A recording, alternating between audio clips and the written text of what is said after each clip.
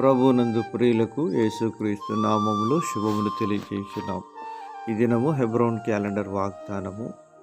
నేను నిన్ను కలుసుకొని సమస్తమును నీకు తెలియచెప్పేదను. నిర్గమాకాండం 25వ అధ్యాయం 22వ వచనంలో దేవుడు ఈ మాటలు తన దాసుడైన మోషేతో తెలియజేస్తుంటున్నాడు. కరుణాపీఠం మీద నుండి దేవుడు కెరూబుల మధ్య నుండి తన మెలనైనటువంటి స్వరాన్ని దైవజనుడికి వినిపించి మాట్లాడాలని కోరుతూ ఉన్నాడు.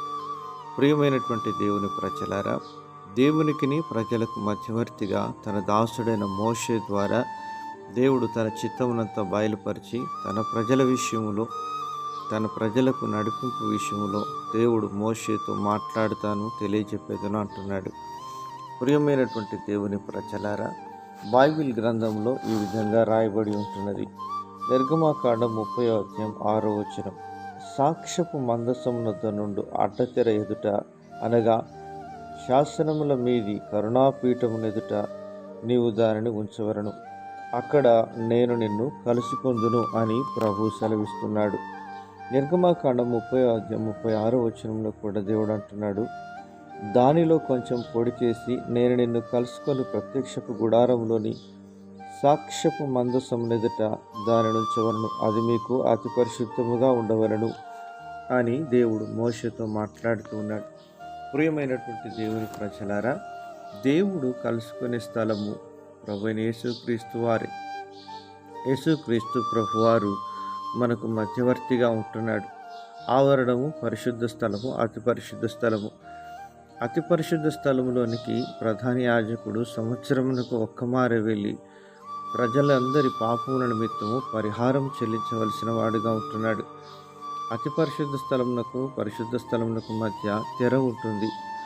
ఆ తెర ప్రభువైన యేసుక్రీస్తు వారు సిలువలో మరణించినప్పుడు రెండుగా చిరిగినట్లుగా లేఖనాల్లో రాయబడుతుంది. హెబ్రీ పత్రిక 10వ అధ్యాయం 19 నుంచి 23 వరకు దేవుడు సెలవిస్తున్నాడు. సహోదరులారా, యేసు మన కొరకు ప్రతిష్ఠించిన మార్గమున, అనగా నూతనమైనదియు జీవము గలదియు ఆయన శరీరమును తెర ద్వారా ఏర్పరచబడినదియునైన మార్గమున ఆయన రక్తం వలన పరిశుద్ధ స్థలమునందు ప్రవేశించుటకు మనకు ధైర్యం కలిగినది. కనుకను దేవుని ఇంటి పైన మనకు గొప్ప యాజకుడున్నాడు. కనుకను మనస్సాక్షికి కల్మషము తోచకుండానట్లు ప్రోక్షింపబడిన హృదయములు గలవారమును నిర్మలమైన ఉదకముతో స్నానం చేసిన శరీరములు గలవారమునయుండి విశ్వాస విషయములో సంపూర్ణ నిశ్చయిత కలిగి యథార్థమైన హృదయముతో మనము దేవుని సన్నిధానమునకు చేరుదము అని దేవుని వాక్యం సెలవిస్తుంది. ప్రియమైనటువంటి దేవుని ప్రజలారా, మోషే వలె దేవునితో సన్నిహిత సహవాసము సంబంధం కలిగి మనం జీవించినప్పుడు అనేకులకు ఆశీర్వాదకరంగా, దేవునికి మహిమకరంగా మనం ఉంటాం. అలాగున ప్రభు మనకు సహాయం చేయనుగాక.